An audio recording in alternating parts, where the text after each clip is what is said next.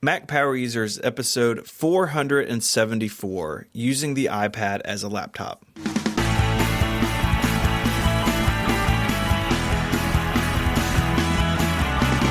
Hello and welcome back to Mac Power Users. I'm Stephen Hackett, and I'm joined, as always, by my friend and yours, Mr. David Sparks. Hello, Mr. Hackett. How are you today? I'm doing well. This is an exciting topic. We've been talking about this, I feel like, since before I started, and we're going to get into some iPad nerdiness today. Yeah, we are. And I think it's going to be a lot of fun. I got to use the Marie Kondo language in the outline, which I've been having a lot of fun with that lately. Just inappropriately using Spark Joy is something that makes me smile. Well, I promise you we will get to that. But first, you have a new version of your Siri Shortcuts course out. Yes, I've been hard at work in the screencasting dungeon, and version 1.1 came out this week. It's so Siri Shortcuts, when it came out, it's like a 3-hour video course. I don't remember the exact number, but I added another 15 minutes to it, 17 more videos. So, because it's one of those things where Apple has been updating the software. Usually you only get updates to Apple stuff at WWDC, but the Siri Shortcuts team is on fire, and they're currently beta testing version 2.2. So there's a whole bunch of new features. And then when the course released, there were some people saying, I want some more advanced stuff. And some people saying, I want some more beginner stuff. So I was able to scratch all those itches.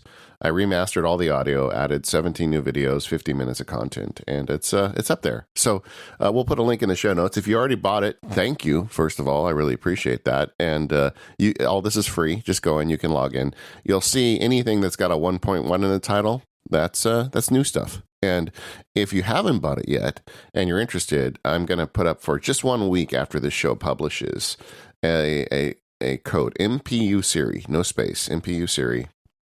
That gets you $10 off, but it's only going to be good for a week after the show publishes. So if you want to get good at Siri Shortcuts, if you listen to this episode and suddenly like, oh yeah, I want to do iPad stuff, Siri Shortcuts is a good way to go. Yeah, and you're totally right about them improving it as they go along. It's like every 6 or 8 or 10 weeks or something, there's a new version that has new features, new capabilities. So I'm excited to dig into that.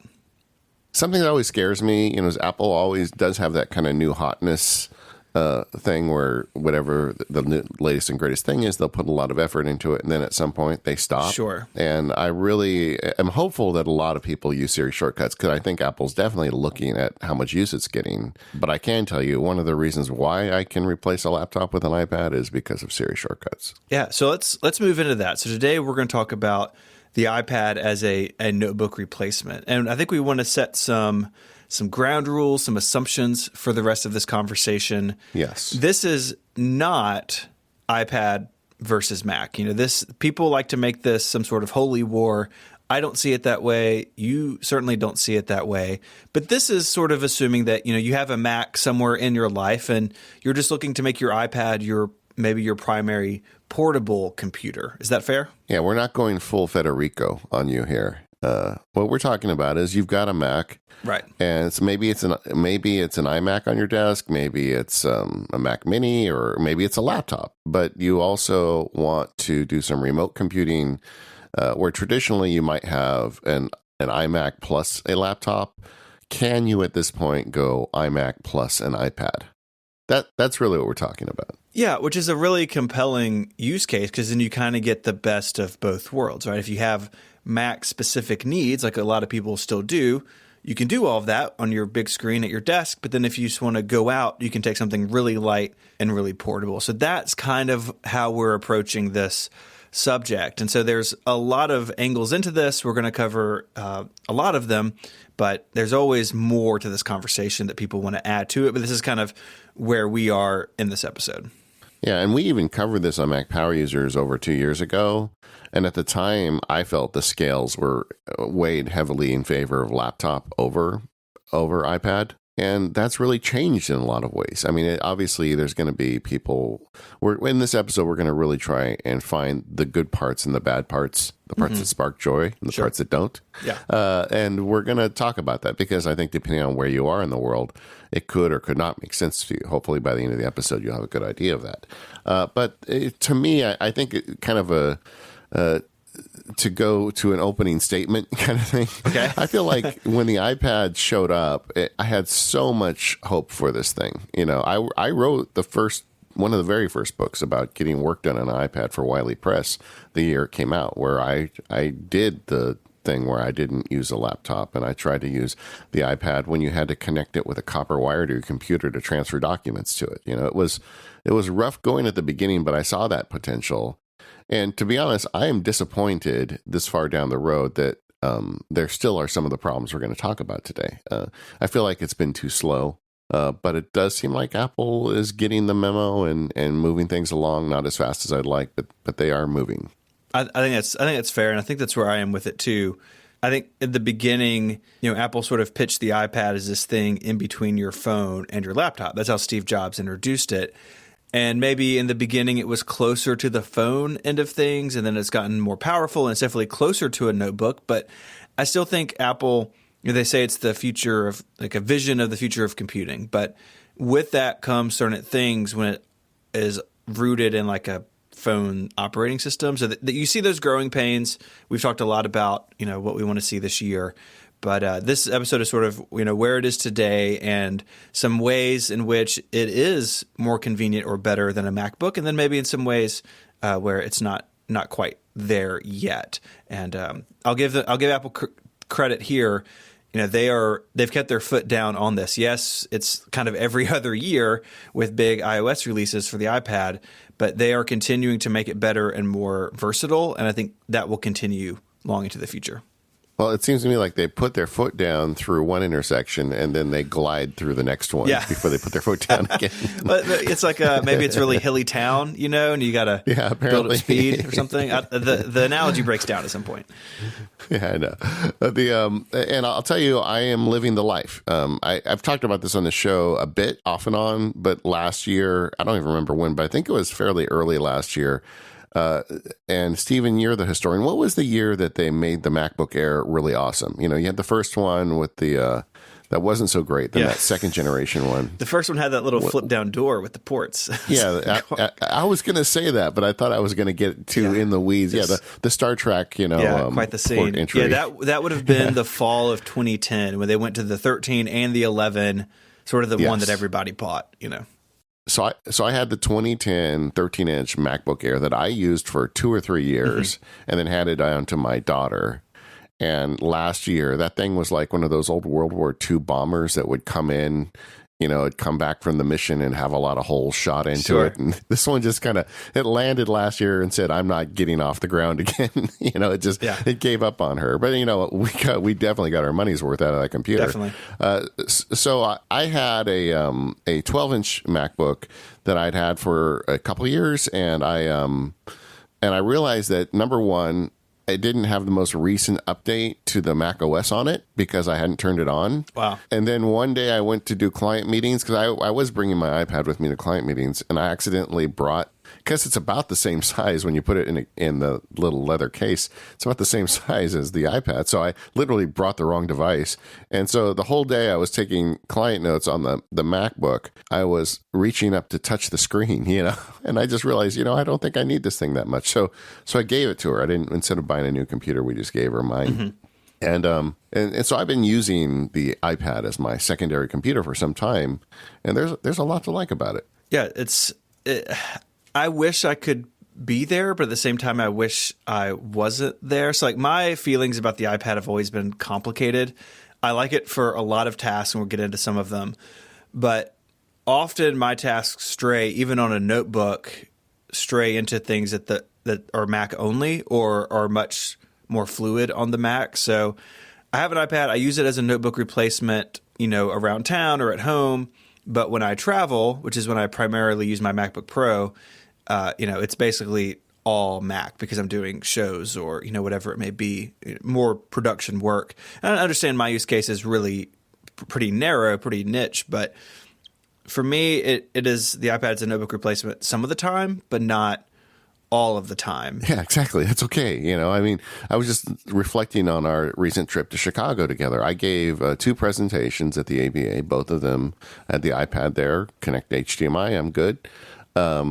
I did some client work while I was there. I did some publishing while I was there.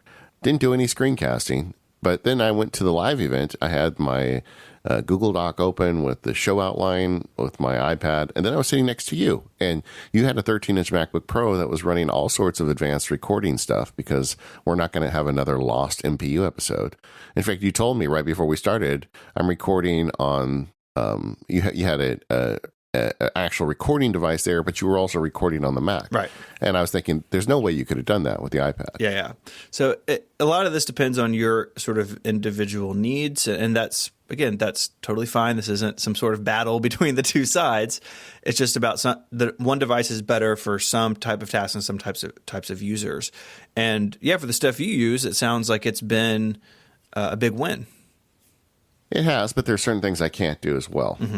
But before we get to that, let's talk a little bit about why this is even a question. Because there are certain things that the Mac is absolutely better at, but there's also some benefits to an iPad as a remote device that you frankly don't get with a laptop computer. And I think that really starts with portability and flexibility. Yeah, absolutely. The iPad can be a tablet, just like a sheet of glass in your hands, or you can put it with a keyboard, or you can put it in a stand. Like you can just put it in all of these different sort of scenarios. And on the other side of the fence, on the PC side of the fence, companies are making 2-in-1s and 3-in-1s that run Windows and do all this stuff. But if you're in the Apple camp, then the Mac can't do that. The Mac doesn't have a touchscreen. The laptop and the keyboard are firmly attached on my MacBook Pro. They don't come apart. And with the iPad, it can sort of meld itself into whatever you need it to be. One thing I always sort of get a chuckle out of if you go out into the world, like how you see iPads being used. You see them used as cash registers. I've been in buildings where they operate like a AV system, and there's like an iPad mounted in the wall. It's like you go up and touch it and do the lights and the sound stuff. Like it can be kind of whatever you need it to be because the hardware is so thin and so light with that great battery life, right? You can kind of put it where you need it. Yeah, I have a client that's kind of fancy, and they have iPads on next to each of their conference rooms, and you reserve time in the conference room. You see who's in there based on a touch interface. But also just like as a person who tries to get their work done on the road, there is something to be said for especially in the current iteration of the iPad Pro, it is truly just a screen. And when I got on an airplane for my most recent trip, every time you get on the airplanes, the seats are an inch narrower and the seat in front of you is an inch closer. I think it's like a huge gaslighting thing going on that none of us are supposed to know about. And then they always and then the guy in front of me, of course, he was reclined before we took off. And I'm like, this is going to be terrible. But, with my iPad, it wasn't a big deal. I was able to pull it out, work at my seat, get plenty of work done on the plane. Whereas even a 12-inch MacBook, just the idea that you've got to open up a screen and have room for the keyboard, I'm not sure it would have worked on that plane. I haven't used a laptop on an airplane for a long time, but even when I was carrying a laptop, I pretty much gave up on the idea years ago.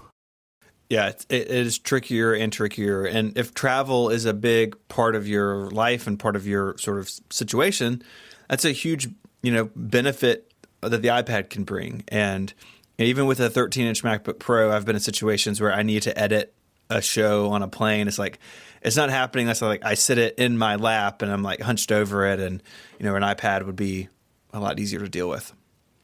And a related benefit, I think, of the iPad, a reason to consider it, is battery life. It just runs circles around a MacBook's battery life. I mean, I still feel like Apple, for some reason, and this is true, I think, for a lot of PC makers, that I feel like the battery life estimates are off by a factor of 2. If they tell you it's going to last 5 hours, you're going to get 2.5 out of it. But that's not true with the iPad. It truly does get about 10 hours.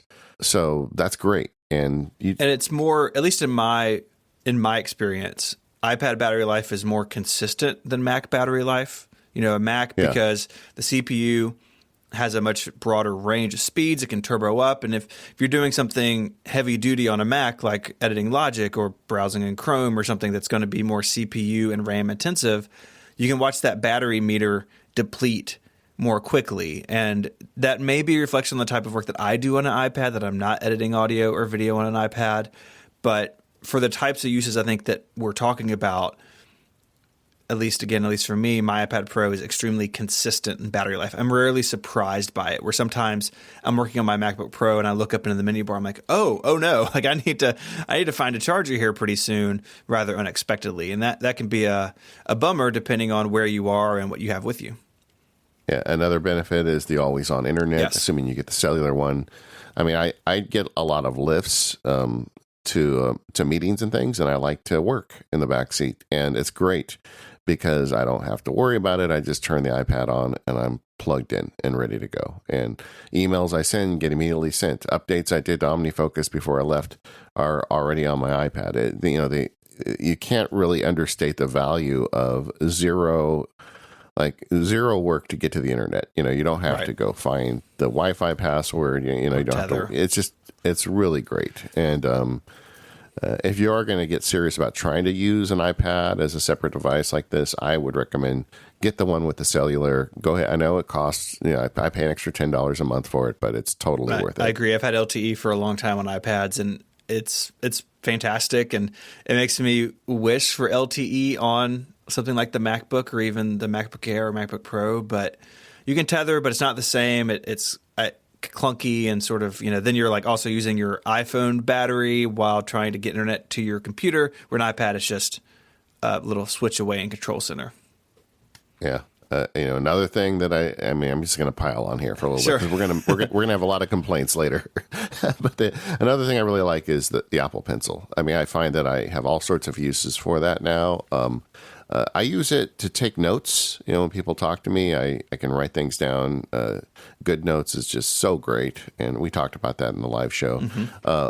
I also use it for interface. Like I have a lot of stuff I'm managing in OmniFocus, and using the pencil, I can tap through them much faster than I can with a finger. So I find uses for it there. Having the pencil's great. Like when you get stuck on a plane, that's another one. You can hold the iPad in your lap and write with the pencil, and it works fine. So I do think that if it's one of and it's something that just doesn't exist for the Mac. So if you're going to try this, you got to go all in. Yeah, nothing even close on the Mac, really, unless you buy some sort of tablet to plug into it. But then it's not really a notebook anymore, right? Then it's like a whole setup. So something that the MacBook definitely lags behind. I did something online the other day where it was like a web service, and they wanted me to sign their form using the trackpad. And man, that is one messed up signature if you look at it. A large part of this story is, of course, the software, right? We've talked a lot about the hardware, but the software, the operating system, the app ecosystem, this is really where people's individual needs come into play, where if you have an application you need to use or workflow you need to execute that's not available on iOS, then the decision's kind of made for you, at least in terms of that particular day. But I think part of it that you brought up in the show notes that I hadn't really thought about, but makes a lot of sense, is like the maintenance angle. Yeah. You just don't get as many weird problems with an iPad. I mean, we have a lot of complaints about the iPad being limited, but one of the benefits of those limitations is you just don't have things like font corruptions, or like, a few weeks ago where my documents folder just disappeared and I had to spend an hour sorting that out. Mm-hmm. Stuff like that, in my experience, just doesn't happen on iPad. Once you start doing stuff on iPad, that's just not something you have to worry about. Yeah, the iOS ecosystem, like from the original iPhone forward, was born from technology on the Mac, right? The underlying stuff is the same, but the way it's implemented is so different. And apps and services can do things on the Mac that are just impossible for them to do on iOS. And yes, that leads to limitations. But on the Mac, things can get kind of sideways. I mean, just this scroll through the tech support section of our own forums. It's all sorts of interesting to me, not to the person having them probably, but interesting problems and things to fix. And I would say the Mac is better at that than ever with things like system integrity protection and hiding the library folder. But the possibility of problems on the Mac is greater. And if you're the type of user that just doesn't want to deal with that, or maybe you have someone you're buying a system for, and you know that maybe they're the type of person, I have one of these in my family, that every piece of technology they touch breaks in a new and interesting way. It's like, maybe go with iOS for that person and not have the complexity of the Mac so they can't get into trouble. It's an interesting angle, and one that from like a reliability standpoint, like you were saying, if you're traveling and doing presentations or meetings or something and you just need your thing to work all the time, the iPad is going to get you closer to that than the Mac, even though the Mac is really pretty good too. Yeah, I agree. I mean, these are subtle differences, but for people who are not Mac power users, or they're not don't have a former genius on their speed dial. Yeah, it's tough when you do hit a problem and you don't know how to solve it. Mm-hmm. And on the iPad, the biggest problem is usually solved by turning it off and on again. That's totally. And that's something to be said. And but like I said, this is really a function of limitations as the operating system gets more powerful, which I really hope it does. I expect that you're going to start to see creep of more complex issues and troubleshooting problems on the iPad. So it's a thing, but at least for right now, it's very easy to own one of these and operate it without having a lot of trouble. Mm-hmm. Yeah, totally. But, despite all that doesn't mean it works for everyone. There's some people who just prefer the Mac, which totally makes sense. I grew up using a Mac. There's a lot about the Mac I definitely prefer. I'm not going to be getting rid of my Mac anytime soon, despite the fact that I'm using the iPad quite a bit. Sometimes it's a thing where you need software that just doesn't exist for the iPad. I mean, the thing about the live show, there is recording software for the iPad. I was thinking about it while we were talking, but there's nothing that would allow you to do the type of recording you were doing with multiple tracks and multiple recordings. It's just the iPad is too simple. It couldn't do that. And I don't even think it's hardware possible to have an audio recording while you're off working in Google Docs with me to make a good show at the same time. So, it's not possible for a lot of people. And then there's also even, I think, a good group of people who need functionality in the operating system that iOS just isn't there yet. And we've got a list of those complaints in this episode we're going to talk about. And if any of those are game, changers for you, or I would say deal killers for you, then really the mobile iPad lifestyle probably isn't for you yet. And again, that's totally fine. Trying really hard not to inflame people here. Yeah. So let's talk about some hardware stuff, but first, let me tell you about our first sponsor. This episode of the Mac Power Users is brought to you by SaneBox. SaneBox learns what email is important to you and then filters out the other stuff, the stuff that's not important to you, the stuff that's distracting, the stuff you don't want, and it can save you hours a week. It works with all kinds of email programs and services, so you're not locked into some special app or special set of settings here or there. You can use what you want where you want to. That's really great. SaneBox has incredible email filtering. They put these folders into your email account, and they all have special little superpowers. So you have Sane Later. So this is where mail goes instead of your inbox, stuff that SaneBox thinks, well, maybe this doesn't really matter. So for me, I just check my Sane Later folder several times a week. There's stuff in there, but it's not critical enough to rise to the inbox. Then there's the Sane Black Hole, where you can unsubscribe with a single click. So you get those annoying emails over and over. You can drag them into the Sane Black Hole, and you're never going to hear from that person again. You can snooze email. So if you need to deal with something next week or tomorrow or whenever, snooze it and it'll come back at the appointed time. And they have this cool thing called Sane Reminders. So you can CC different email addresses and SaneBox will do the right thing. So for instance, if you sent something to me and you wanted to follow up in a week, you could CC 1 week at sanebox.com. And if I don't reply, then you'll get a reminder saying, hey, Stephen hasn't emailed you back, and you can follow up with me. But you could pick any time frame. You could say April 15th at sanebox.com and get a reminder then. It's really powerful once you start digging into it.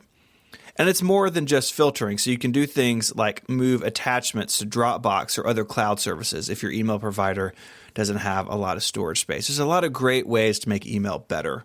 SaneBox has various pricing plans, and they start as low as about $4 a month. And there's a 14-day free trial. Sanebox.com/MPU is where you want to go. You'll receive a $25 credit on any plan. And again, you can use that 14-day free trial, and 66% of MPU listeners who try SaneBox end up subscribing. So I bet you'll love it too.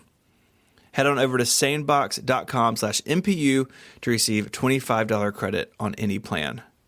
Our thanks to SaneBox for their support of the Mac Power users. Okay, so let's say you want to give this a try and use an iPad as your secondary mobile device. Which one? That's the starting point, right? That's a great question. I've been talking about the iPad Pro this whole episode because I love the new iPad Pro, but I gotta say, I think the standard 9.7-inch iPad Apple makes is probably for bang for the buck, probably the best product Apple sells. I agree. It's a great device. It's powerful. It's fast. It has a nice display on it. And you can't go wrong at $329. And I think some people in our circles look at that as the iPad you buy for the kid or whatever. That's fine. But anyone starting out on the iPad, it's a great place to start, especially when you consider jumping to the iPad Pro is such a large price difference. Now, you get things for the extra money, right? You do get a faster device with a larger screen, has the new design, it has USB-C, which we'll talk about. I think for me, the biggest difference to consider is on the keyboard front. If you want to use something like the smart keyboard, you got to go with the iPad Pro, right? Because the iPad doesn't have that connector. You're kind of stuck with Bluetooth keyboards. So if you want something a little more all-in-one, the iPad Pro is maybe where you need to head. But again, you're going to pay for that. So both are good depending on what you want. Yeah, and I would honestly, I would not trade my iPad Pro for the 9.7 for a lot of the reasons you just said. But I was just thinking about percentages while you were talking. I feel like for about a third of the price, you get about 75% of the functionality. It's like if you're listening to this and say, well, I might want to try this, you can do it for $300. And if you've got an extra Bluetooth keyboard in the house, you're good. It's not that expensive to give this a shot. And maybe that's where you start it. And then if you really get into it, then you can sell the 9.7 and buy the fancier one or hand it down or whatever. But I wouldn't just write off the 9.7 is not a device incapable of doing remote work. It like I said, I think it's like 75% of the functionality. It's a little slower. The screen is smaller, so you lose some things there. But man, it can run probably just about every app that we're going to be talking about on this episode. Mm-hmm. Yeah. Anyway, so you got to pick which one. Go in for the budget, the $329, or get yourself one of those sexy, screaming iPad Pros. Feels like there's no bezel. I mean, there's a lot to like about it. Mm-hmm. And even then, I think the same thing. 11-inch, 12.9 doesn't matter. You can get the work done with either one. Just pick whatever you want. I mean, for me, if you're really torn between the sizes, I'd try to go to an Apple store and try them out. I think that you will gravitate towards one or the other. Yeah, if you're going to be doing a lot of productivity type work, one advantage of the bigger one is you get full-sized apps in split screen. And that's a big deal, or it can be if you're going to really be trying to use this as your mobile workstation. Mm-hmm. Anyway, so you need that. I do think if you're going to make this work, you need a keyboard. And Stephen was mentioning earlier, the iPad Pros have this smart keyboard. I have one. I think it's great on my 12.9. I had one on the prior 10.5-inch iPad. I liked it on that too. Stephen, have you got any strong feelings either way about the Apple smart keyboard? Yeah, it's what I have on my iPad. It's not my favorite keyboard in the world to type on, but it wins for me because it's always connected to the iPad as a cover with the magnetic attachments are really nice. It doesn't add too much bulk or weight even on the big iPad Pro. And, it's just sort of nicely integrated where I can just pick it all up and go. But it does lack some things that I do find a little annoying sometimes, like brightness keys and volume keys. And I think if you want more than that, the Bridge keyboards are a nice way to go. They're heavier. They're built out of aluminum. The new ones actually for the new iPad Pros that came out last year, those keyboards will start shipping here sometime during the late spring. So they're not out quite yet, but I know the previous generation Bridge keyboards were really popular among people doing a lot of work on the iPad because it gives you sort of a more full-featured keyboard. But I don't think by any means you have to go to something like this. I think the smart keyboard can take care of almost anyone's needs. But if you want a little bit more, it's a nice option.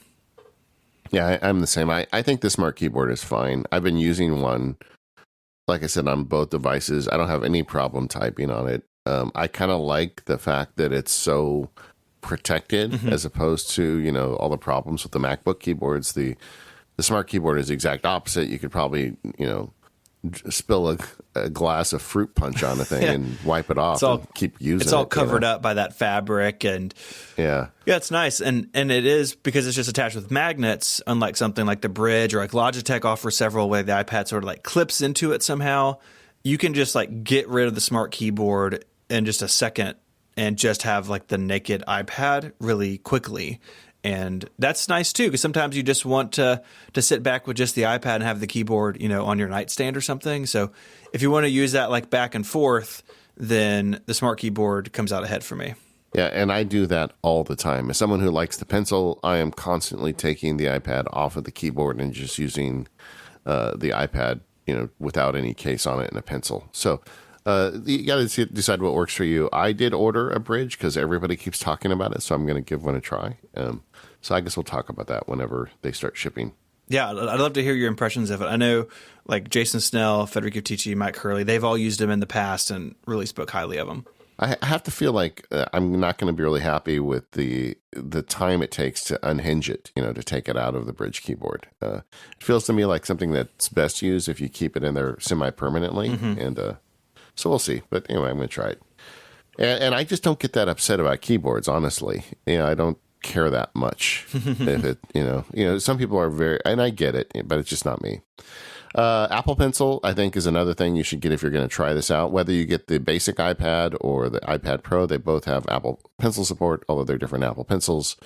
And like I was saying earlier, I find all sorts of uses for it. I didn't even mention like all the photo editing stuff I do with Pencil, and it's really great. So you should get the whole experience, I think. Yeah, go all in.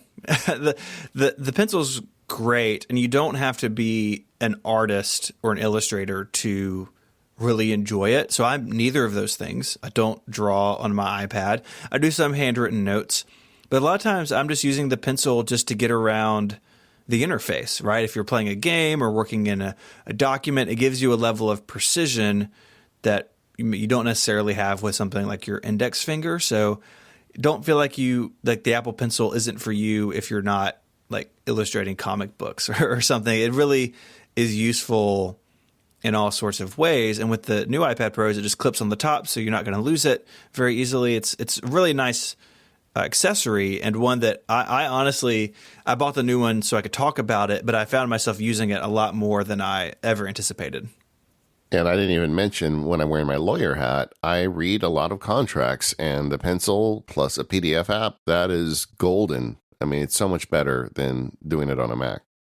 So anyway, what about Dongle Town? You're going to have to go to Dongle Town if you want to do this? It depends on what you want to do. And so that 329 iPad has a Lightning port, and Apple sells a bunch of adapters on their store, Lightning to USB 3, to SD card slot, to HDMI. These all have power pass-throughs. So if you need to bring like photos in from a camera, you're going to need one of these. If you want to use a USB device, so like a USB keyboard, or maybe you have a camera that hooks up via USB, you're going to need an adapter. Honestly, though, for me, even with the USB-C iPad, I don't find myself using adapters hardly at all. And it may be that I don't do the tasks that require them, obviously, but I don't think it's as necessary in the iPad world as it is if you buy a MacBook Air, and where people just have a tendency to plug more things into a Mac than they do an iPad. For me, the USB-C port is an interesting part of this equation, where it hasn't, at least at this point, really unlocked much more past what a Lightning port could do. But, I think maybe that could change with software. But I don't think you've got to have a bag of dongles around to make an iPad useful. I just sent you a picture of my Dongle Town. Oh, wow, look at that. And you can see, because I was doing work off iPads with Lightning ports for so long, I've got the full collection. We can put it in the show notes. It's kind of funny. I've got the full collection. I've got duplicates of some because I'd go to an event and forget one, and I'd have to buy another one to make sure I was doing a speaking gig or something. And I haven't gone nearly as far down that road with USB-C. And So we'll see. I do think it's a software problem at this point. We'll talk later about some limitations. And even though the iPad Pro has USB-C port, it's not as functional as a USB-C port on a Mac, and that's really a problem. Mm-hmm. I just love how nice and tidy these dongles are. This is incredible. I thought you'd appreciate it. When you come visit me, I'm going to have to show you my drawers. You're going to really like my drawers. Yeah. That's in the show notes, people to look at and enjoy. I'd say make it the wallpaper on your MacBook or your iPad. Just you can live with it all the time. Something else cool that you can do with an iPad, and you can do this with the USB-C Mac, but it's a little more difficult, is using like an external portable battery pack. Right, so something that even though the iPad battery life is really good, we all end up in those situations where we need a little more juice. And again, you can do this on something like a MacBook Air or another USB-C enabled Mac notebook, but they generally require more power than what some battery banks can offer. You got to kind of get into the details about USB-C power delivery and a whole bunch of stuff. But the iPad is got a lower threshold there, and this has definitely saved my bacon before traveling, both with the phone and the iPad, to have a big battery bank in my backpack. You get stuck in an airport somewhere and you can't find the single working outlet in the entire airport, then you're not stranded without it. And again, just a small nicety that makes the iPad more friendly to work with. Yeah, it's like if you buy one of those really big Anker batteries, like the 28,000 I forget the unit of it. It's milliamp hours, I think, is the unit. But either you get like the 28,000 with a MacBook Pro, you're buying yourself some hours of additional use, and with an iPad, it's like you're buying additional days of use with that. Mm-hmm. Yeah, it's great. Anyway, so one of the things I do like about this mobile iPad lifestyle here is you really don't have to carry a lot of gear. You don't have to carry a power brick. I mean, I go on the road with the iPad all the time. If I'm going overnight, obviously I'll bring something to charge it up overnight. But when I'm going out for the day, it's never occurred to me to bring power with me beyond maybe a battery. But I don't even bring that, honestly. It just works. Whereas with a laptop, you've always got to bring the cord and the power brick and all the other stuff. And, you get a keyboard cover, a simple keyboard and a pencil, and you're basically good. So it doesn't take a lot of room in your bag, and I like that about it. Mm-hmm. Yeah, absolutely. And you don't even need like a full blown backpack like you do with a MacBook Pro, where you have a big bulky power adapter and all this extra stuff. Yeah, it's really great if you want to be on the go. Yeah, if you want to use it as an external display, this is a sponsor of ours. Sometimes, in fact, I think they're a sponsor today. Luna Display makes a really cool device you can plug into a Mac, and then basically use your iPad to drive a Mac, which is really nice. I know when we asked about it in the forums, and there was some talk there, and I've heard from people in the past that also argue the ergonomics of the iPad don't really make sense as a portable device. That's an interesting point, and one honestly that I struggle with a little bit. So the iPad on its own, with a keyboard attached in particular, it is very much like a notebook, but the viewing angles aren't necessarily as good. You have fewer options there. But I think most of these complaints are in context of using a desktop where you have a display, up higher, you're not hunched over. And yes, on its own, the iPad isn't as good there, but you can do things like put it in a stand or have it on, up on a stack of books or something, or maybe you wouldn't necessarily do that with a Mac notebook.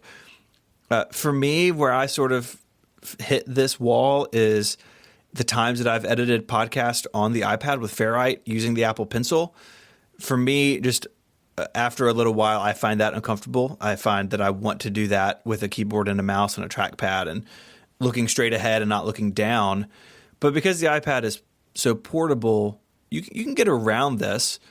But again, it's a concern that's really personal, and depending on where you are with these sort of issues, it could be a really good thing to have an iPad or a really not so good thing.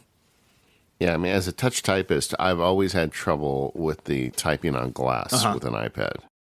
And, I've tried so often. Fraser Spears was on our show years ago, and he was talking about how his students, he had, one of the first one-to-one iPad programs at his school. And occasionally one of his students would come back from Christmas break and someone gave him a Bluetooth keyboard. And he said always within a few weeks they would have abandoned it and gone back to just typing on the glass. Wow. And then I got thinking, wow, it must be is it an old guy thing? Am I too cranky about this? So, and I don't want to be that guy. So I would intentionally leave the keyboard home and try to use it just typing on glass for like weeks at a time. And I just never get that good at it. I know that they've got the autofill stuff and, it's just never as good for me as an actual keyboard.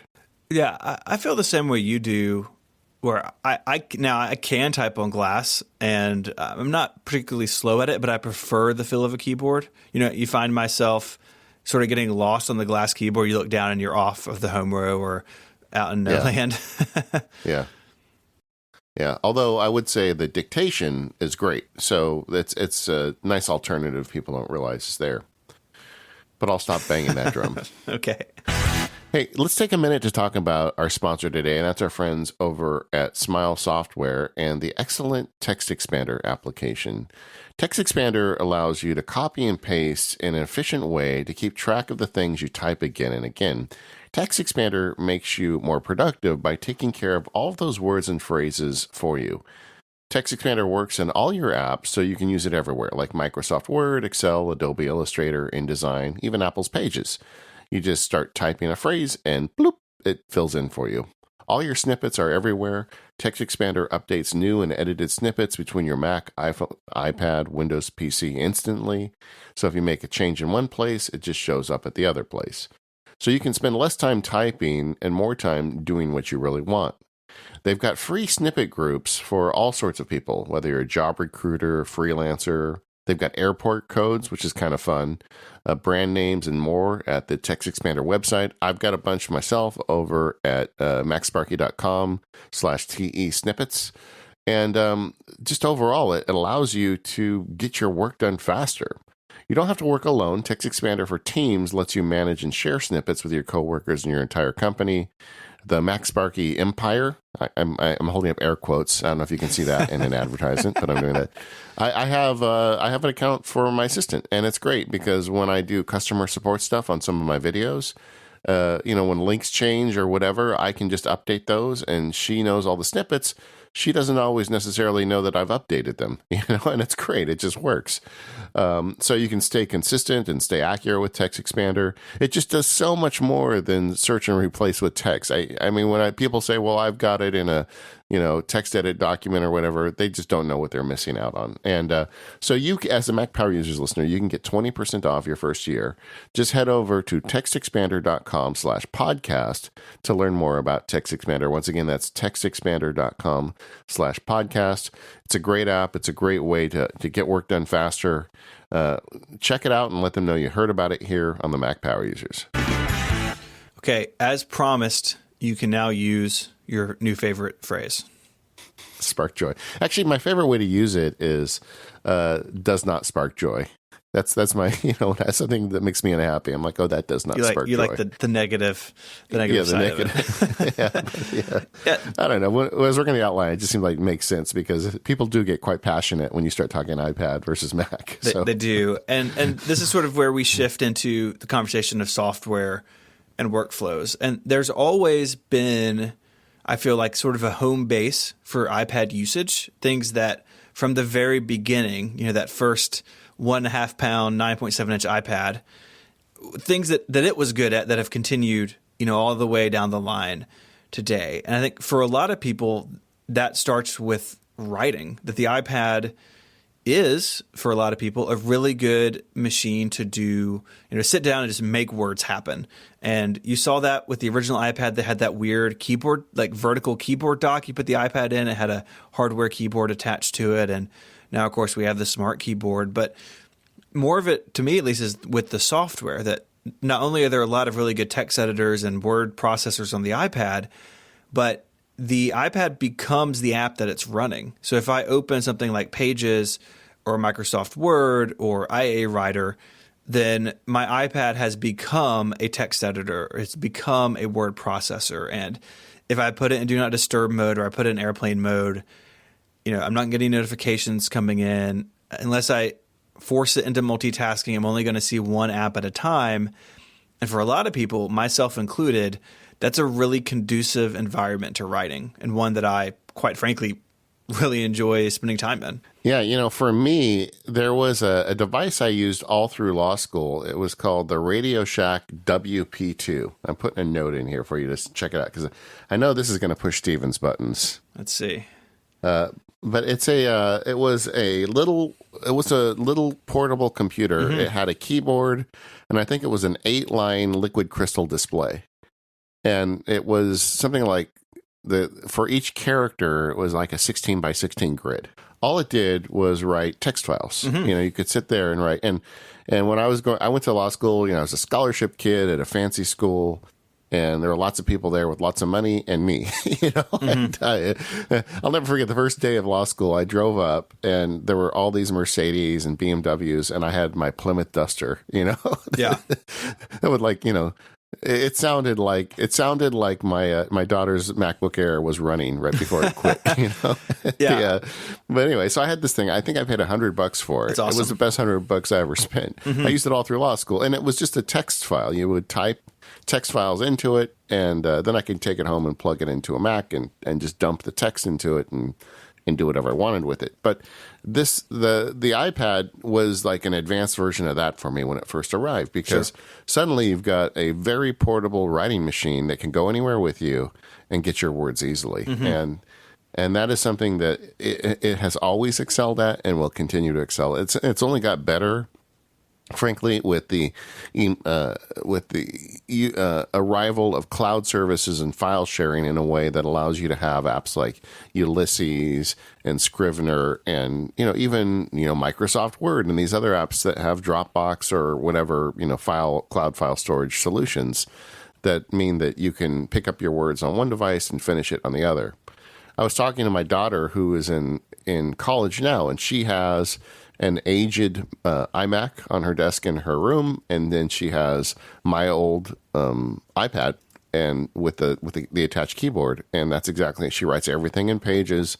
She just takes it for granted that the stuff is going to arrive everywhere. And I was thinking, when I was her age, nothing worked that easily. Yeah, It got there when you walked the floppy disk over there, right?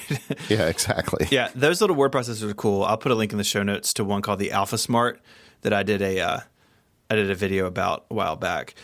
I think hand in hand with writing is the research side of it. So using the iPad to go out to the web to find sources, to have PDFs you're reading through, to mark up PDFs, something that in the past you could do on a computer, but the iPad makes it more deliberate, makes it more intimate, where you can just have a bunch of resources and you can use an application like DevonThink or Evernote or something and kind of pull data in and sort through it. I think is another sort of evergreen iPad use for a lot of people.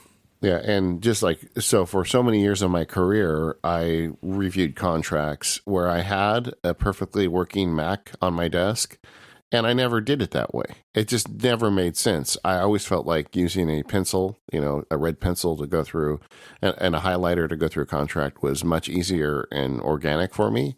So for the longest time, I would just print them out and do that. And maybe we would scan it and send it through or not. It depended. But it was never really a workflow on a Mac. Whereas with an iPad, this is an absolutely great workflow. And at the end, you've got a digital version, which is much easier to share and store. So it just excels at that kind of stuff. Task management is another one for me. I feel like the big boy task managers like OmniFocus, Things, and some of the other ones out there have really arrived on touch devices now, to where managing tasks on them is just better. I mean, the other day I had left my iPad downstairs and I was up in the office and I was doing my kind of OmniFocus audit for the week, where I review projects and kind of adjust dates on some flagged items, and doing that on the computer.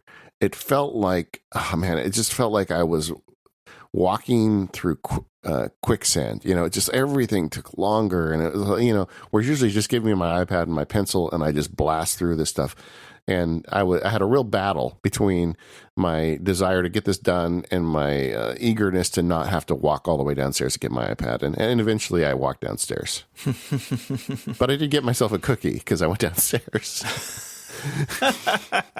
Well, you deserve it. Yeah, I felt like, well, wait, I can get the iPad and a cookie? Well, I'm in. Then I'm in. Do you do your task management on Mac or iPad? I do it on the Mac throughout the week, but I always do my reviews at the end of the week on the iPad because it's nice to sit down with it again, like you do with the Apple Pencil in hand. Yeah.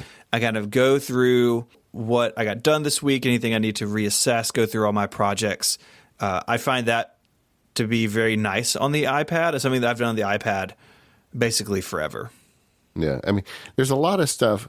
I was thinking about this morning. I feel like and I talked about this on the show with Sean Blanc about how there's like kind of the management versus production end.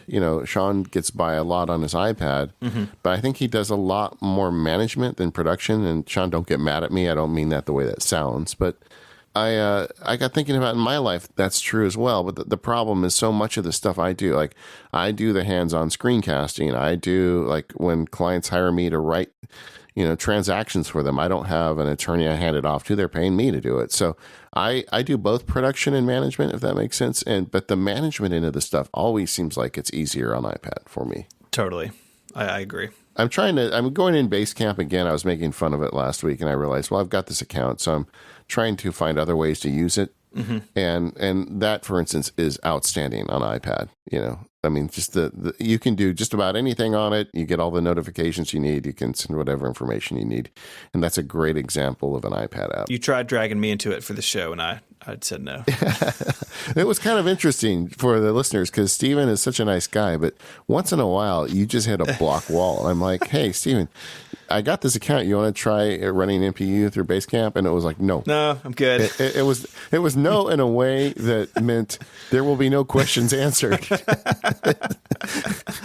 I'm curious how you approach email on the iPad. So for me, as a recap, I use the standard mail.app. I've used it forever. It's what I like. Yeah.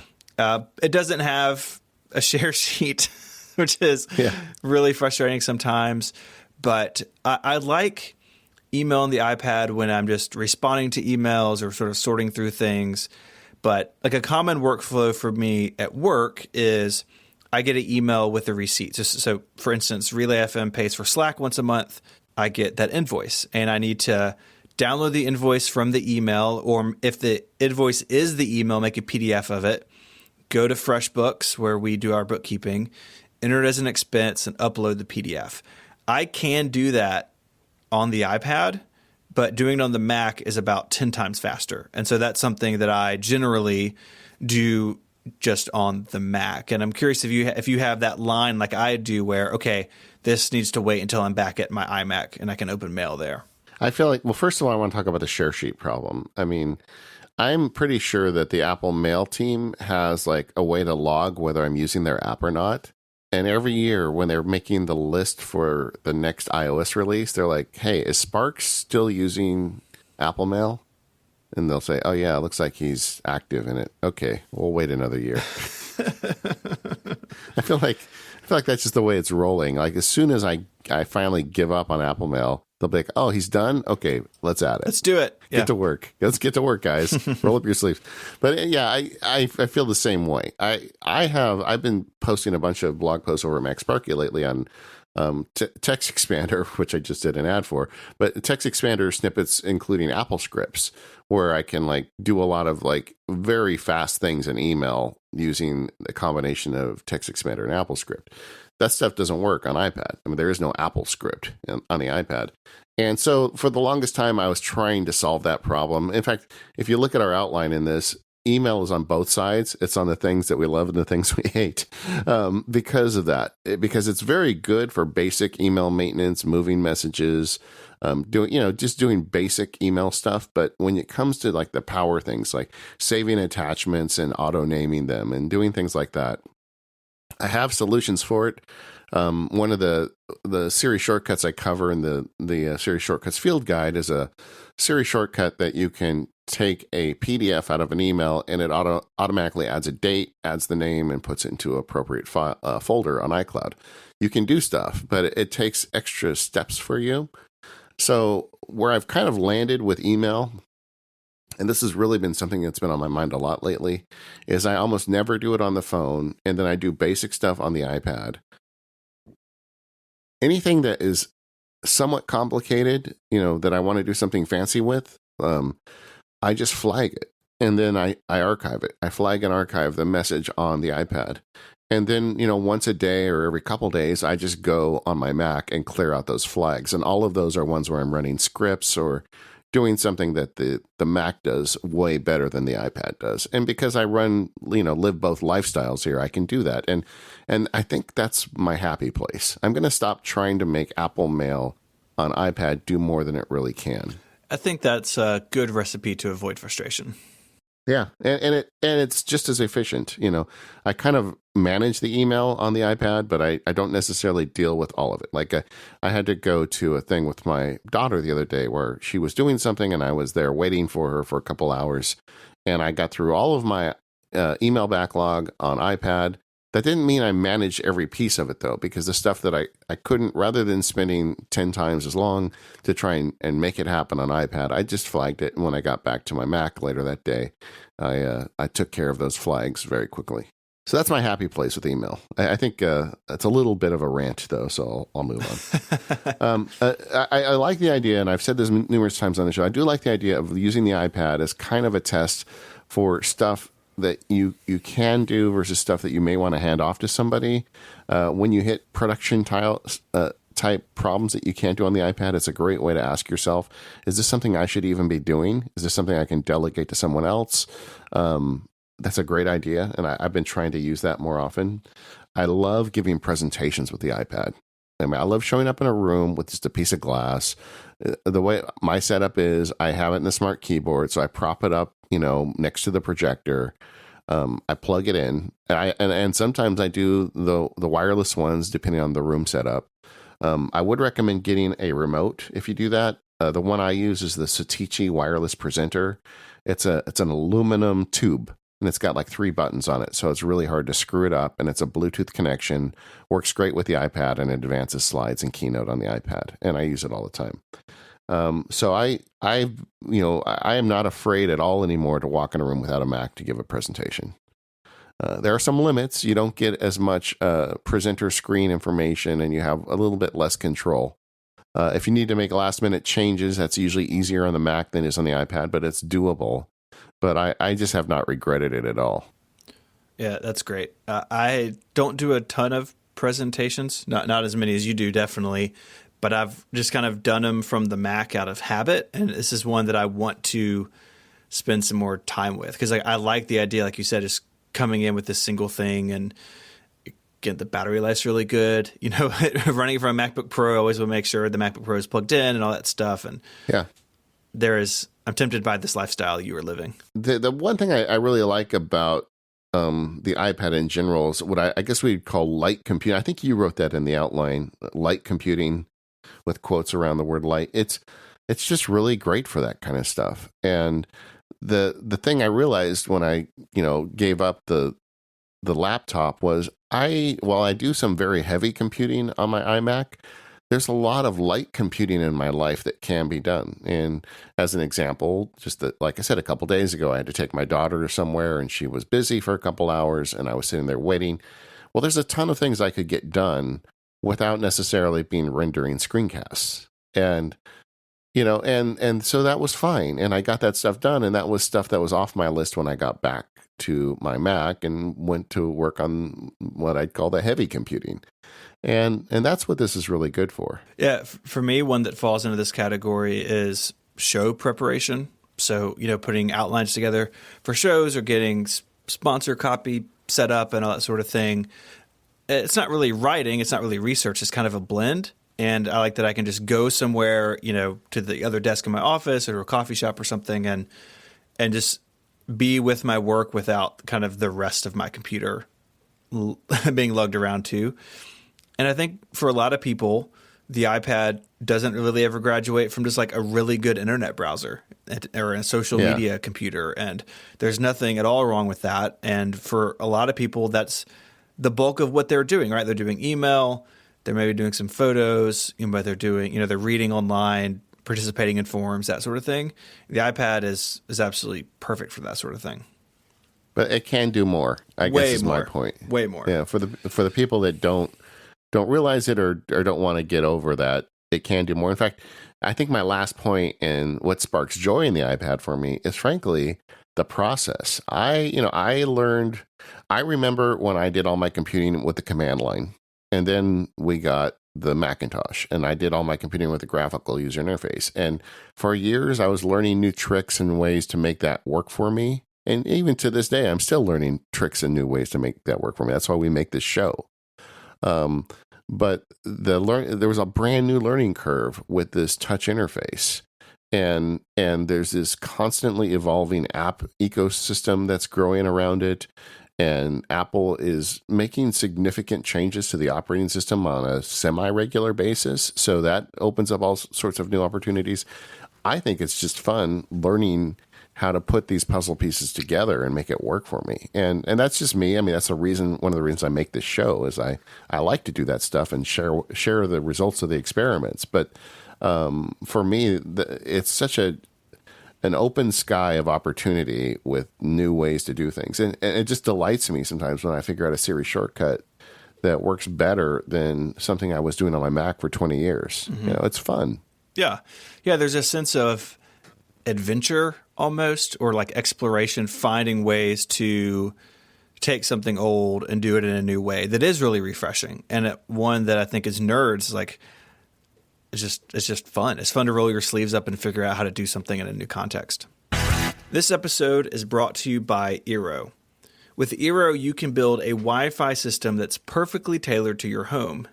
We live in a high bandwidth world. I don't even know how many internet connected devices are in my house. There's a whole lot of them. And to keep them all online, to keep all those people happy, you need a distributed system to make sure you get the best speeds available all throughout your house. And with Eero, you can install an enterprise-grade Wi-Fi system in just a few minutes. It starts with the second-gen Eero device. It has 3 5 gigahertz radios for increased speed and range. And it sits flat on any surface, and you can connect to it over Ethernet or wirelessly. And then you kind of go out from there, and you easily expand the coverage throughout your house by adding in some Eero beacons. These are small devices that plug right into the wall, allowing you to reach every corner of your home. They even have a little nightlight on them. So I have one in the hallway, and it's a nightlight and a Wi-Fi base station. It's great. And Eero now has Eero Plus. This is designed to provide simple, reliable security to help defend all those devices in your home from things like malware, phishing attempts, and unsuitable web content.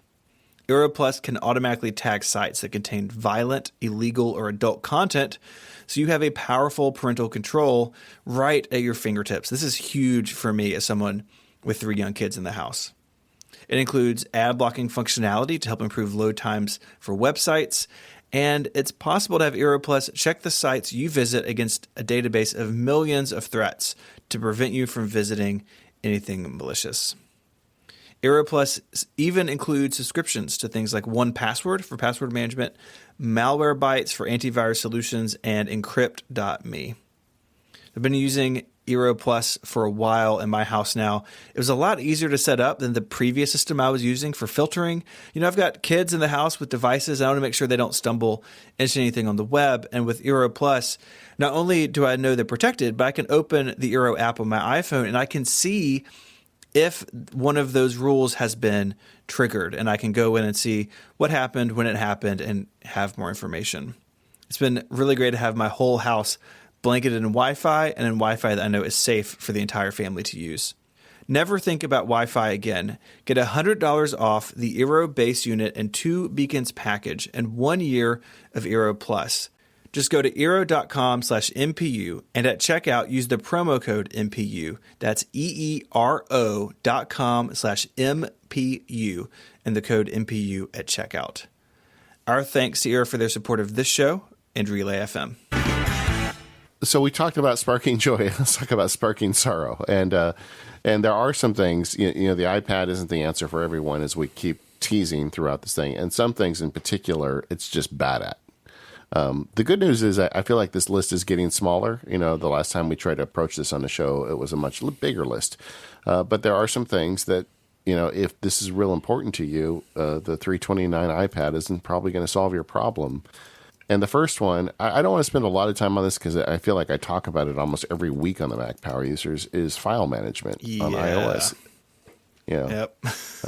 Multiple files are rough. Tags are deplorable. It's just, there's a whole bunch of stuff on it that's just not great. And I go over these sins every week, and it's because I love the platform and I want to see it get better. But if you do a lot of working with files, you're not going to be happy on an iPad. It is always the top of my list, and one that I really hope they get right, because it's the thing that I run into the most often of, like my workflow I described a little while ago of taking an email, making a PDF, uploading it to the web. I've got to jump through hoops to make that happen. And it would be great if I just had like really easy to use file management tools.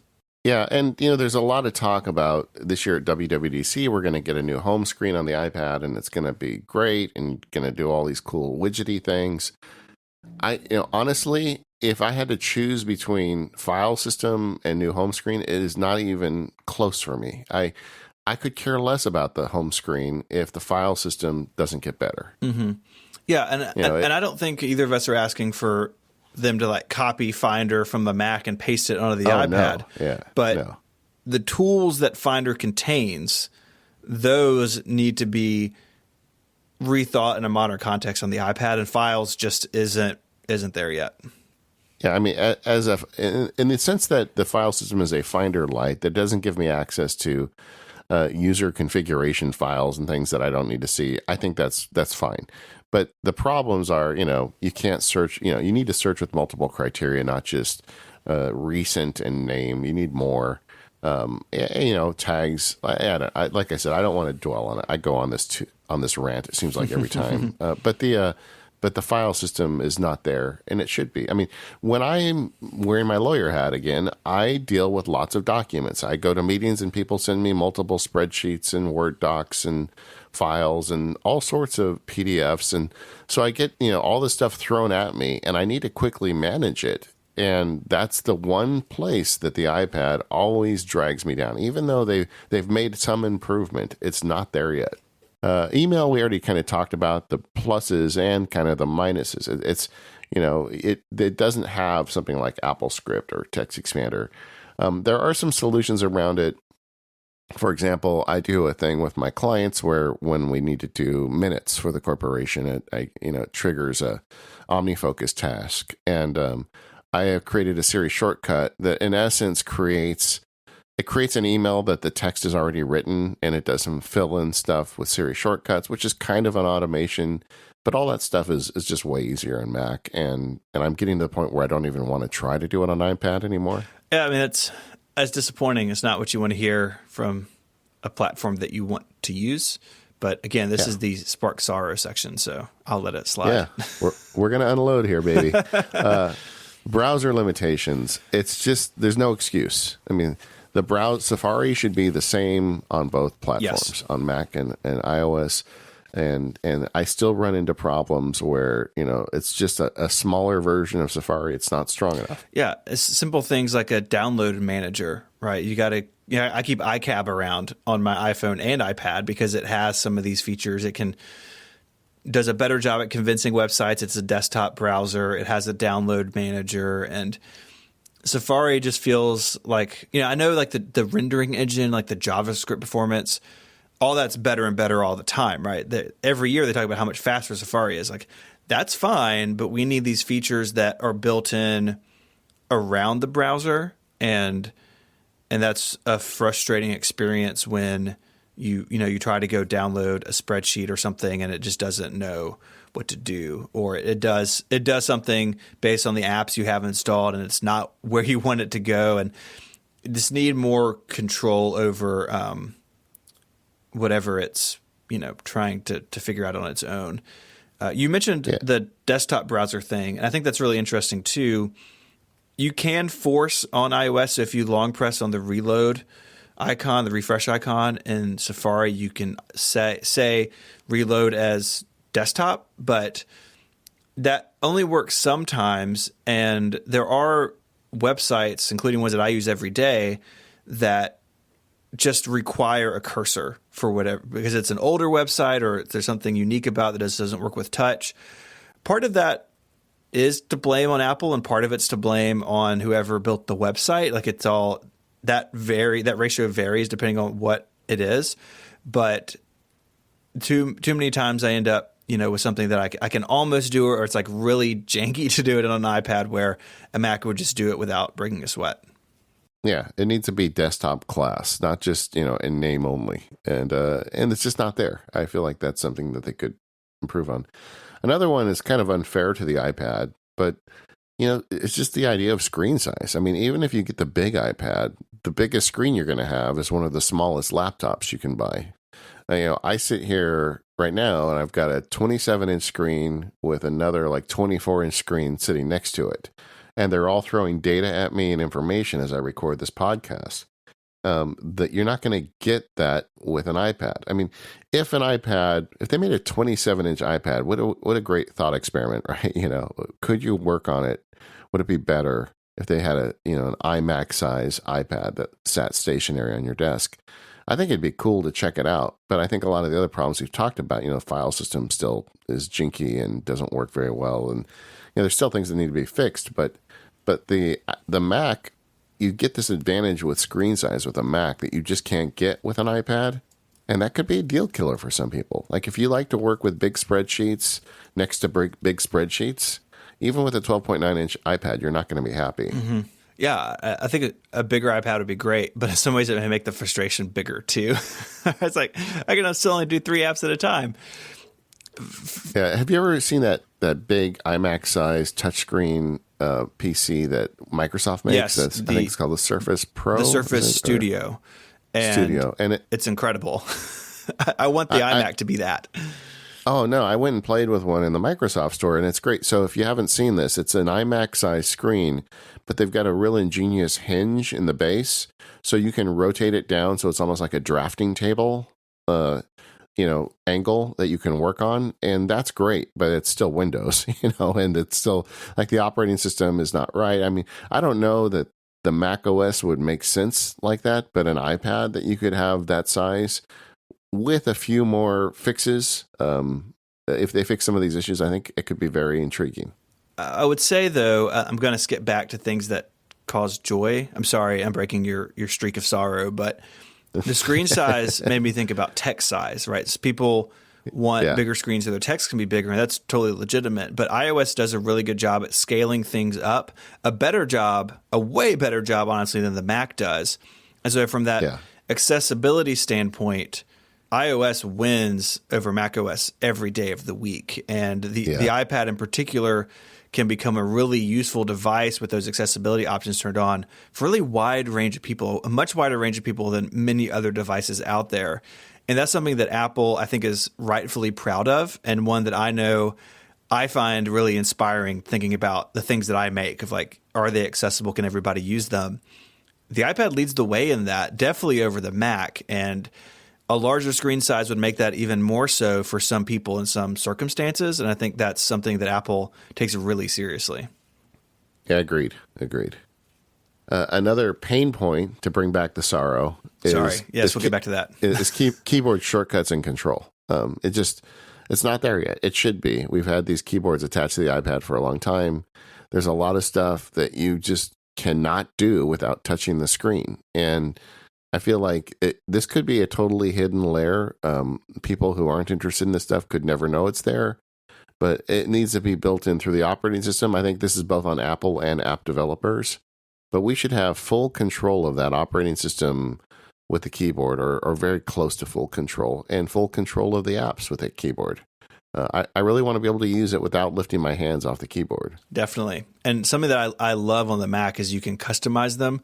So I have keyboard shortcuts that are tied to menu items that aren't built by the developer, right? You can do that in system preferences. And the iPad, doesn't have a menuing system, let alone a way to customize keyboard shortcuts or to change them or add them. And you'll be surprised what you find, but it's still not enough.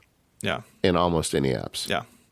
multiple app instances. The other day I was working in an app. Now, Safari kind of has this, but I was working in Word. And wouldn't it be great, because I had two documents I was working on.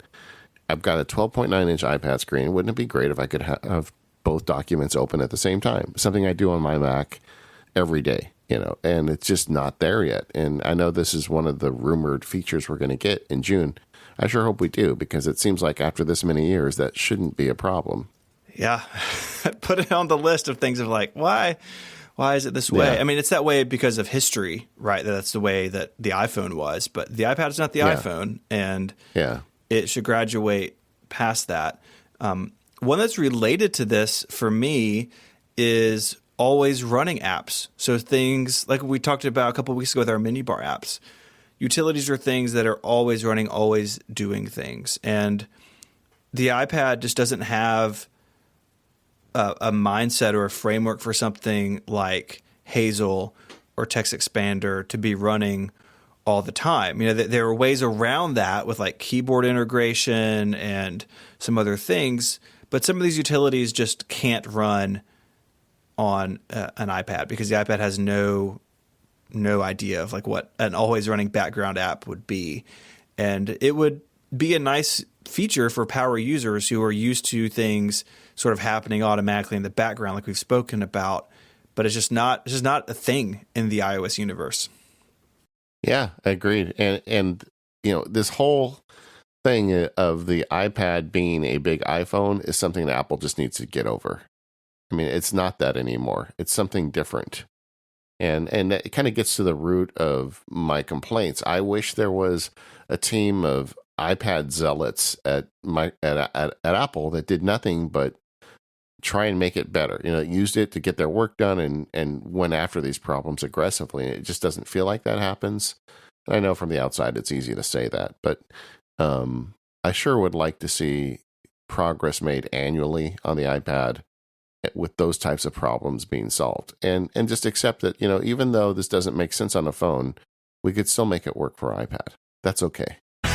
Hey, I want to take a minute to talk about our friends over at Luna Display. This episode of Mac Power Users is brought to you by our awesome friends at Luna Display. They are makers of the only hardware solution that turns your iPad into a wireless display for your Mac. And that means that you'll have a second display that's super portable with basically zero lag and a gorgeous image quality. So I talked about this in the past. I use it all the time when we're recording episodes. Like I've got Luna Display right now showing all my recording tools over here to my left, and it allows me to keep the screen available for the content that we're producing right in front of my face. But I also use this even more portably. The other day, I've been working on these screencast updates. You can't do that on an iPad, or can you? Because I was doing some manual work on them, and I just got tired of being in my office, so I just had Luna Display and went in the other room and sat on the couch. But it was connected to my Mac, so I was driving my Mac from my iPad. I guess that's something we should have added to the outline for today, because you can actually do that. You can drive a Mac with an iPad with a Luna Display connected wirelessly. It's great. You just plug in a small bit of hardware into your Mac and you're good to go. Plus, everything works over Wi-Fi. So if you're a busy person, you might be traveling without a Wi-Fi connection. There's no worries with that either. You can just connect with the USB. It's super simple to get set up, and you'll love the extra screen real estate. Luna Display is a complete extension to your Mac. It supports external keyboards as well as the Apple Pencil and touch interactions. It basically turns your Mac into a touchscreen device, and with the all-new Liquid video engine, brings significantly reduced latency and a faster screen refresh rate.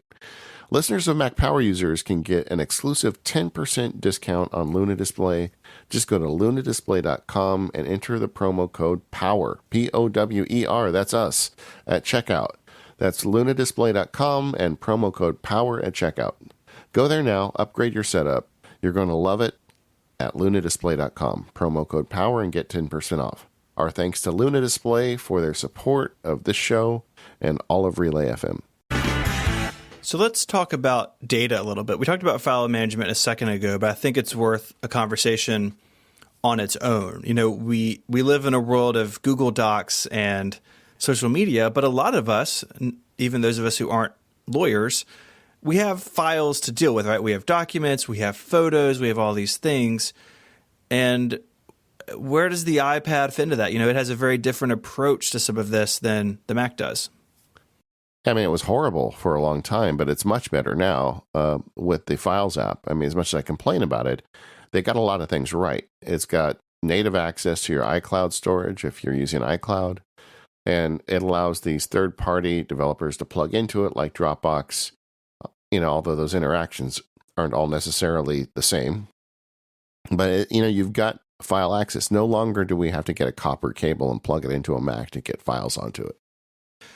Yeah, I find it a little frustrating that Files doesn't do a better job at local data. You have the On My iPad folder, but it's not everything treats that way like you could, like the desktop in Finder. I just need somewhere to temporarily save this. A lot of times you're round tripping through Dropbox or something, and that can be a little frustrating, but I was so excited when I saw Files and they said, yes, Dropbox and Box and OneDrive, all these things can plug into it.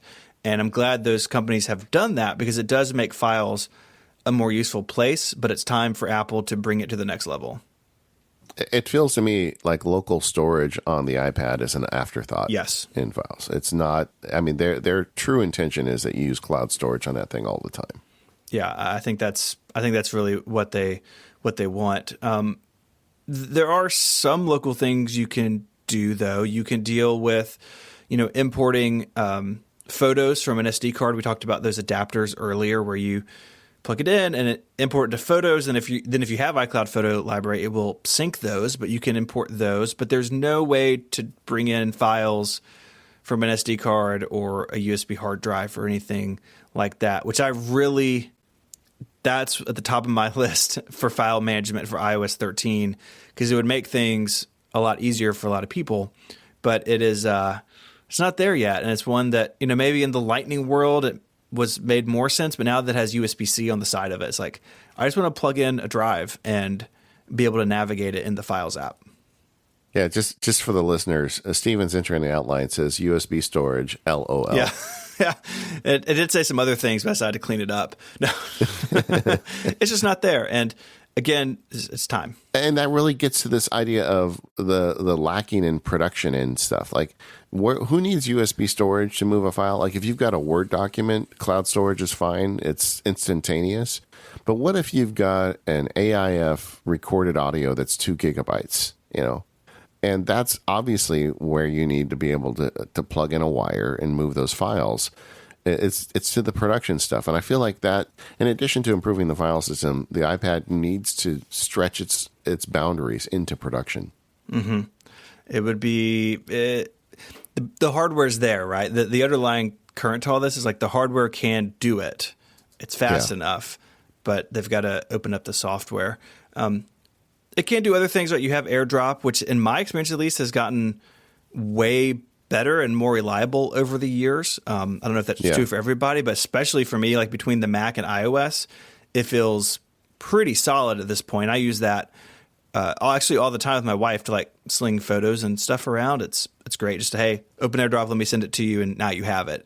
Have you noticed, I've noticed in my life, a lot of people who would never listen to a show like Mac Power Users that have embraced AirDrop, that that has suddenly made it into the mainstream. It has. It definitely has. And I even had a tweet from somebody after our show in Chicago saying, hey, AirDrop is open to everybody on your MacBook Pro. It's like, well, thanks for not, photobombing me with something. But yeah, you just go any public place, like a train or a grocery store or whatever, and just open AirDrop, and you'll be surprised how many people have it open. And I think it has sort of permeated the culture in a way that maybe something like Apple Pay Cash, which I tried using with a friend the other day, and they were like, well, what is that? It's like, okay, that's not there yet, but AirDrop has made it out into the world. Yeah, it has. Mm-hmm. And so, I mean, I think moving data between these devices is a lot easier than it should be. But like many things in this show, it's not as far along as I would like it to be. Mm-hmm. I mean, the USB connection is one.